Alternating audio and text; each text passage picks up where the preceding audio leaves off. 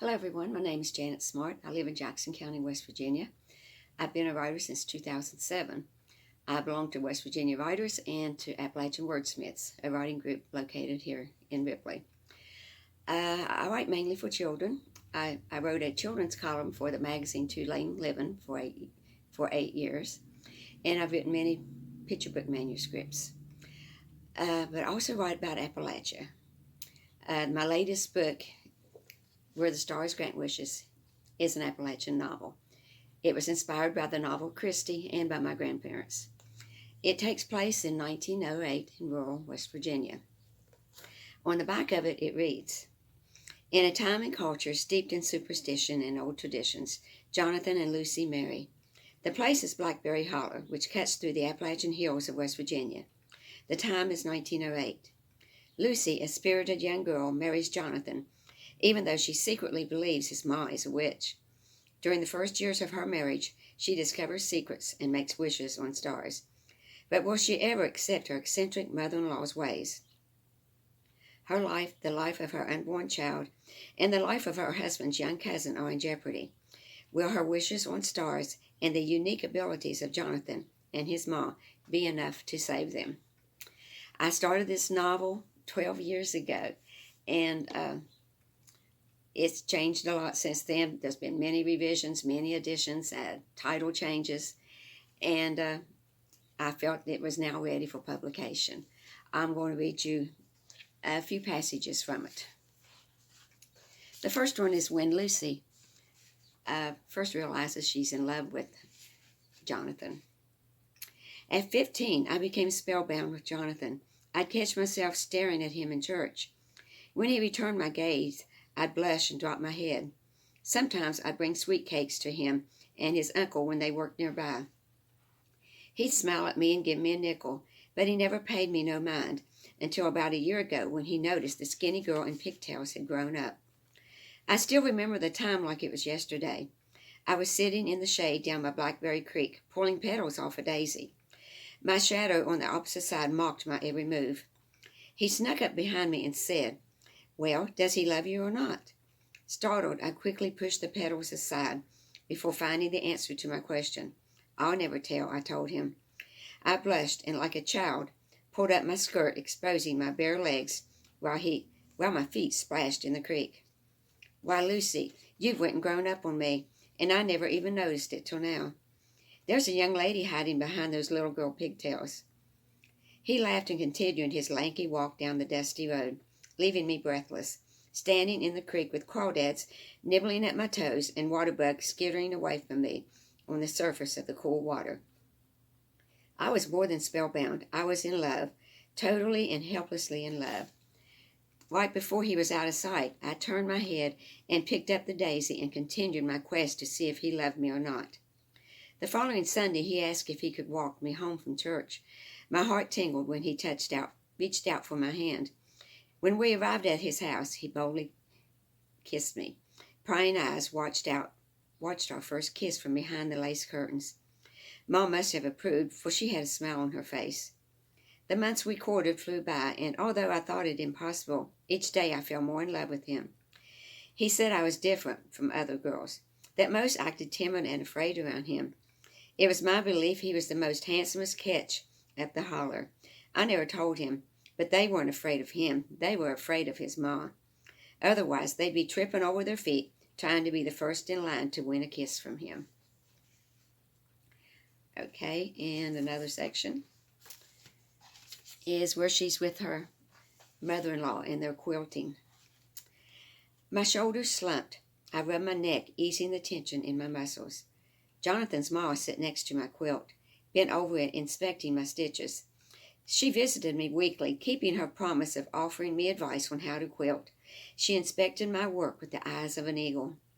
"You're getting better," she said, looking up at me.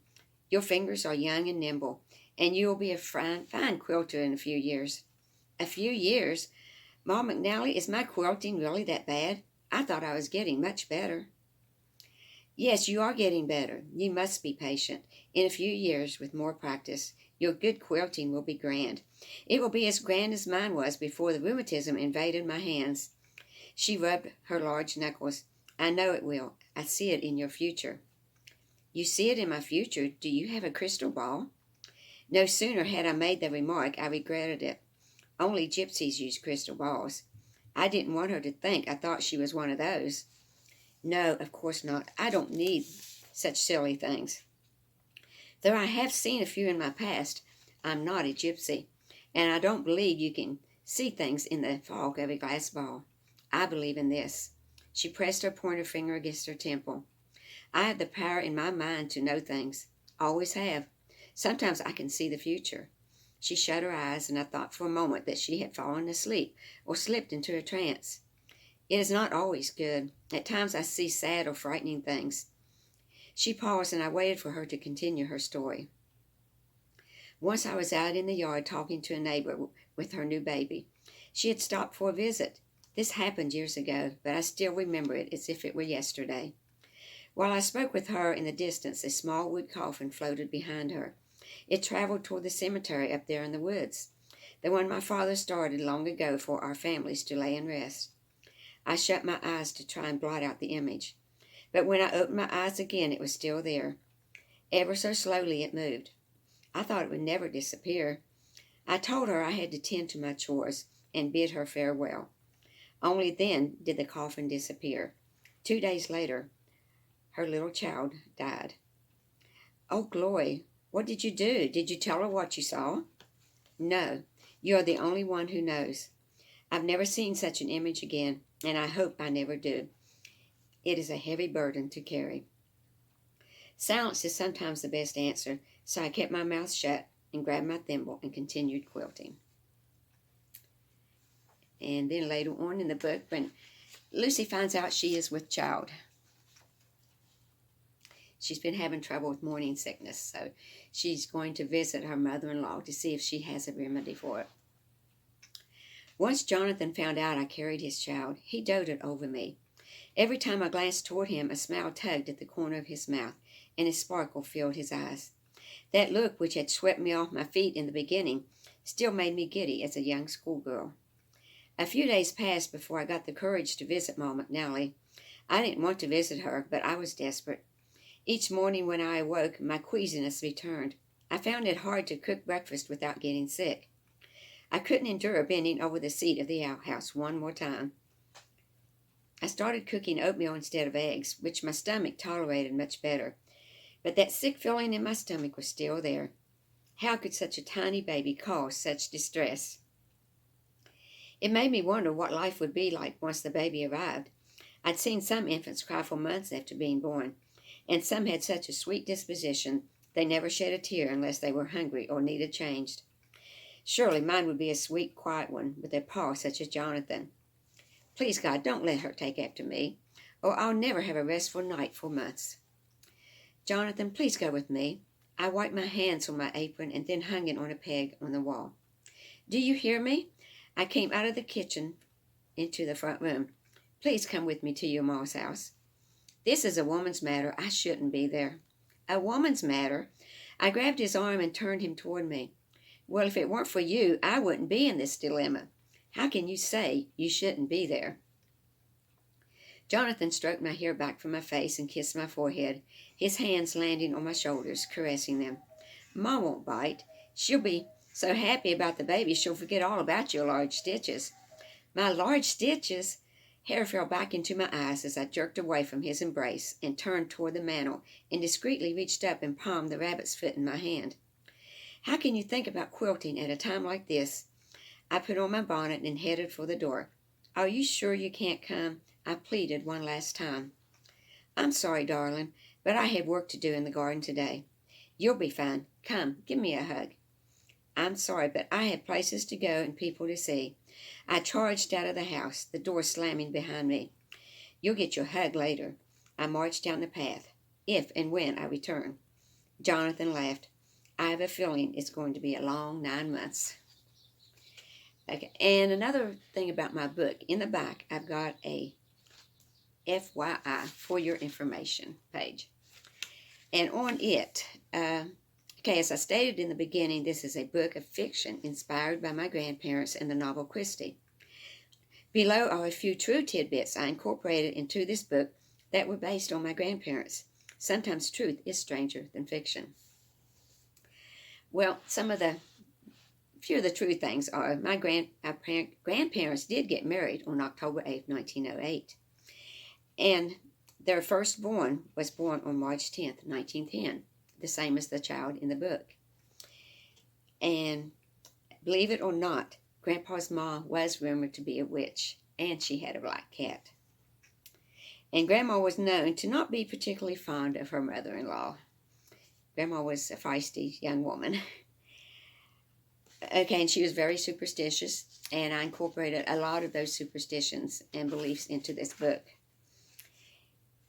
And Grandma, she loved picking blackberries, and the character in this book does also. And character in this book won blue ribbons at county fairs in the early 1900s, and so did my grandma.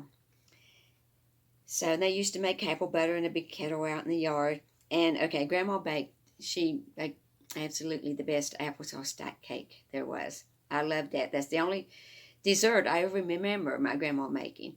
And the character in here bakes it, and I also have a recipe for it in the book. And the traveling photographer did come and take pictures of my grandma and grandpa, Grandpa's sisters, and my grandma's parents. And Grandpa's mom suffered from rheumatism, and the character in the book did also. So, there's a lot of little true facts that I incorporated into this story. But like I said, it is a fictional story. And it's available on Amazon. And my other books are also available on Amazon. And most of my books they're available in Kindle and paperback. This one is listed as $10 paperback and $2.99 for the Kindle. And I have an author page on Facebook. You can go to it and type in Janet F. Smart /author in the search bar, and it will go to my author page on Facebook. And I have an author page on the internet too.